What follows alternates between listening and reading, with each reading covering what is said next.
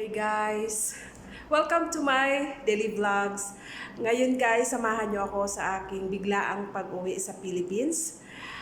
Simula dito hanggang Philippines, kasama ko kayo. So, ayun, sa mga hindi maniniwalang magta-travel ako, ito na po yung aking luggage, ready na.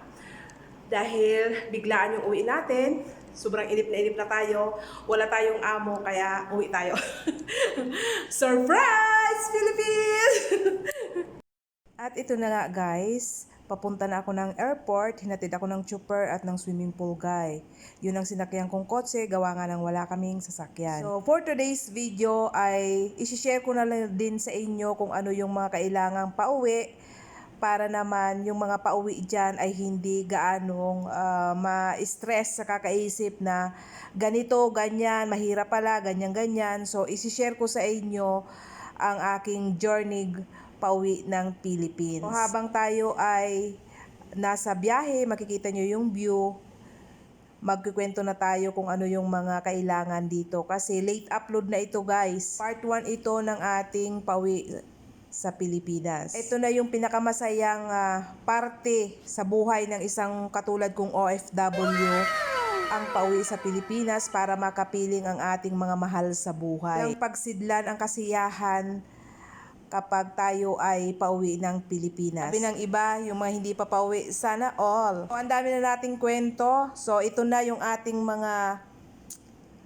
kailangan sa pag-uwi. Unang-una, kailangan natin mayroon tayong passport, ticket at visa. Kailangan natin pumunta ng pulo para mag-recontract tayo or kukuha ng kontrata. So, sa mga hindi pa nakapanood ng aking first video, andyan na po, na-upload ko na, ilalagay ko na lang sa comment section kung ano ang mga kailangan papunta sa pulo, ano-anong mga requirement. Kailangan natin may hawak na passport kapag uuwi tayo. Ticket. At syempre, kailangan natin ng visa, re-entry visa kung babalik ka pa. At huwag natin kalimutan gumawa ng ating e-travel. E-travel guys ay 72 hours, 3 days before your flight, pwede na kayong gumawa ng iyong e-travel. Ang iba, ay ako umuwi, hindi naman hinanap. Yes, totoo yan. May time na hindi hinahanap ang e-travel, may time na hinahanap. Kaya mas mainam nang lagi tayong ready para hindi tayo magkaroon ng problema pagdating natin sa airport. Lalo na kapag wala tayong mga internet sa cellphone natin, so mahirap na.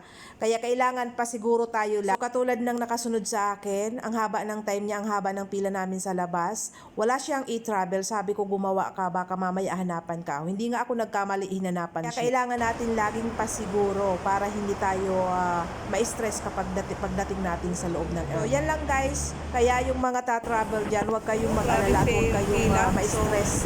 Madali lang po gumawa ng e-travel. Yung nga, nandito na tayo sa airport. Ayan, sa labas siya. Napakahaba ng pila pagdating ko dyan. Pero tagtad po ng napakalaking electric pan na nagbubuga ng water. So, okay naman. Kahit papaano maibsan yung init ng panahon, pero iba pa rin talaga kapag nasa aircon ka. Pakadali lang kapag wala kang problema sa iyong mga papeles. Pag nag-check-in ka, napakabilis. At ito na nga, tapos na ako. Papunta na ako doon sa gate kung saan ako magbo-boarding or mag-waiting. So, ito na yung Riyadh Airport. Ay, grabe, haggard na haggard ang lola. Ayan, kagandahan ng Riyadh. Haggard na tayo. Pawis na pawis. So, ayan guys, magtingin daw kami ng ito si Kabayan, magtitingin ng gold. So, samahan natin. So, ayan si Kabayan, say hi! Oh, yeah. Okay na kami ng Pinas. Hindi ka na babalik? Hindi na. Naku, mahirap ang buhay sa Pinas. Pili ako sa duty free, si Kabayan ang pinabitbit ko ng aking daladala kasi nagbablog nga ako. So, ayan. Hindi ko alam kung dito. Saan na ba yun? Ayun o, dyan. Tingin tayo. Dito kami sa duty free. Nagpasama si Kabayan sa akin sa duty free kasi bibili daw siya ng kwintas kaso namahalan siya at wala siyang napili so hindi siya nakabili. Nag-ikot-ikot kami so wala siyang nabili dahil namahalan nga siya. Kaya sabi ko dito talaga mahal na. Kaya kung bibili kayo ng mga alahas nyo dapat wag dyan sa airport kasi medyo mahal talaga ang price dyan. Tapos namin sa duty free, sabi ko punta na tayo sa waiting area para makaupo naman tayo kasi minsan punong-puno talaga yung waiting area ng pa-boarding. Kaya sabi ko punta na tayo. Ito ang mga relo-relo. Nakakapagod. Halina, nakabili ka na. Tupo na tayo. Ayan, mga lipstick. So, pag dito ka bumili, umasa ka na ng medyo may kamahalan.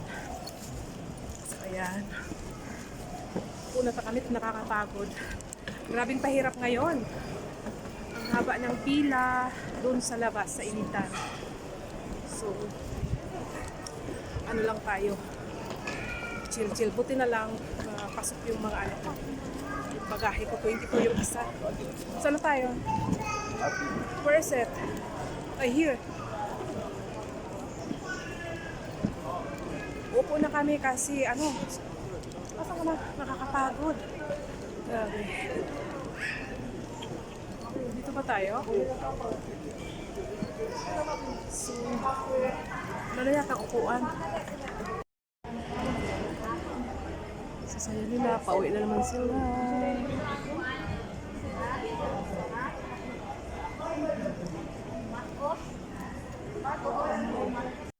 Chill na ako dyan, samantalang yung iba busy-busy pagtawag sa pamilya, busy-busy pagtawag sa mga boyfriend nila, char. Samantalang ako, walang kalamalam yung aking asawang pauwi ako.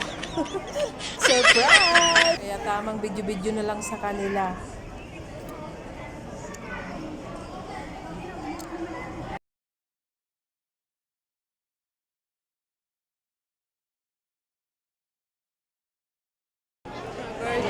Mag-boarding na kami. So, ayan, sa kabayan. Boarding na. Malapit na. Malapit na. 6:05 na. 6:10. Sobrang pagod na. Sakit ng binti, sakit ng mga braso. Ang sarap magpahilot. Pagka ganito, bugbog talaga ako lagi sa Biro mo doon lang sa labas, mag-2 oras tayo doon. Grabe. Sabi ng baba ko kanina, lala melody. Nakita niyo yung pila ng kanina sa business. Even na even na may electric pa naman, pero yung singaw, iba pa rin. Bakit kaya ganun pinaisti ng... First time kung nangyaring ganun. Kaya umalis na lang siya kasi may lakad pa. Oo. Makakita niya yung... Maglabis pala yan.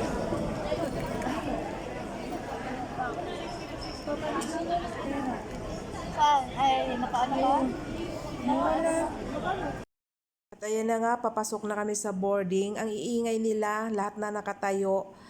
Lahat naman makakapasok sa eroplano, ewan ko ba, at nagmamadali. Akala mo iiwanan ng eroplano na nandyan na mismo sa harapan nila yung eroplano. Char. Ang saya lang ng iba, pero ako dyan, tahimik lang talaga ako kapag nandyan ako sa airport. Minamasdan ko lang sila kasi minsan ang iba sobrang pabida sa ingay, mga pinagkukwento kung anong mga bagay-bagay tungkol sa kanilang mga amo, yung kanilang mga boyfriend.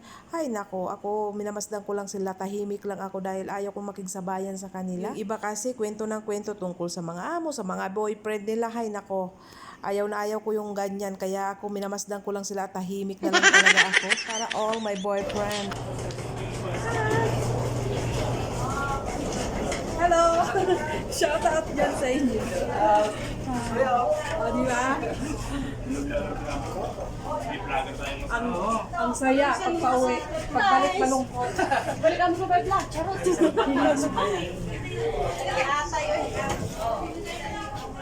Warrior kasi tayo ng Pinas. Ayan ang aming airplane, ang sarili naming airplane. Ayan. Hello, Manong. Kailangan siya ng ng store.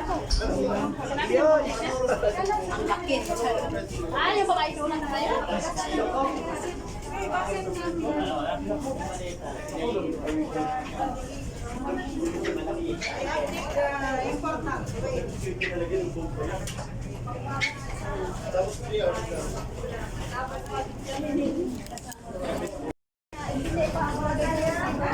Hoy.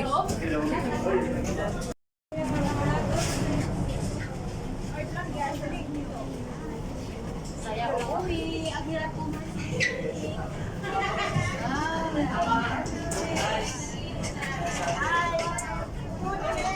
Finally, nandito na rin ako sa aking pwesto, sa aking upuan at nakakatuwa dahil wala akong katabi. Upo na ako pero nasa gitna, hindi mo na ako makapag ng pag-take off. Kita yung labas. Sa gitna ako. Pero okay lang. Basta safe tayo makauwi sa Pilipinas. So, ayan. Sana wala akong katabi dito.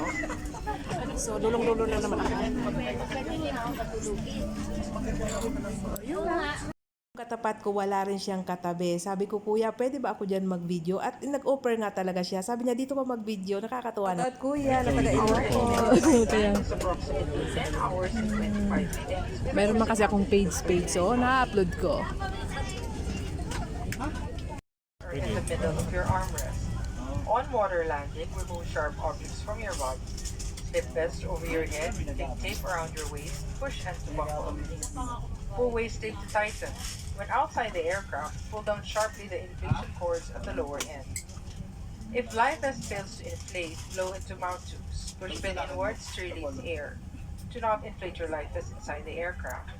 The lamp will automatically activate when the battery is immersed in water. In the unlikely event emergency oxygen is required, oxygen mask will drop from above you. Remove your face coverings, immediately grab the mask and pull firmly towards you. Put over your nose and mouth, pull elastic band for a snug fit, and breathe normally. Keep mask on until you are advised to remove it. If a child or other passengers near you need assistance, put your mask on first before assisting them. The emergency exits are clearly marked throughout the cabin. Locate the exits nearest you. These exits may be behind you. In case of power loss or smoke in the cabin, emergency lights and path markings will lead you to these exits during the evacuation. For further information, please study the safety card found in the seat pocket in front of you. In preparation for takeoff, ensure your seat belts are securely fastened, seat backs in upright position. Magte-take off na, ready for take off. Bye Saudi pang samantala. Oh. Ang ingay nila. Ang ingay nila. Ako nahihiya pagka ganyan na sobrang ingay. Natahimik lang ako. Pero masaya naman talaga. Kasi lalo na pag yung lalapag na ba ang aeroplane. Masaya. Yung nakabalik tayo ng ligtas, makikita yung family.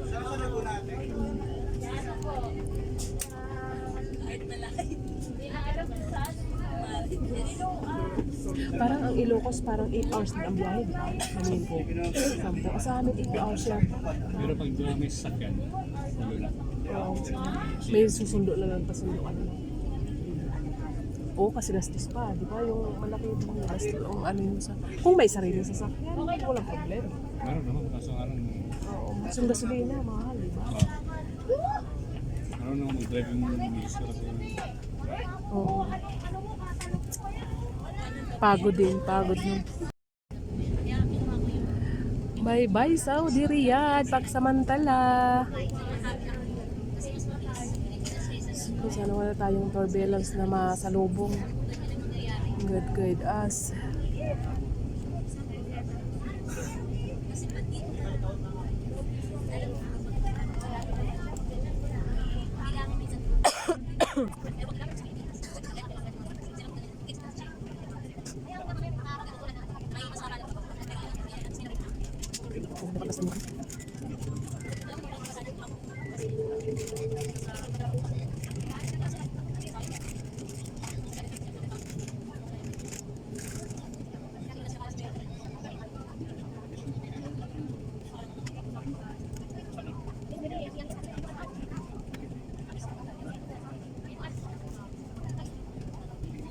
Ganda ng ilaw. Bibitinin ko muna kayo sa ating part 1 ng aking vlog going to Philippines. Abangan ang mga susunod na vlogs.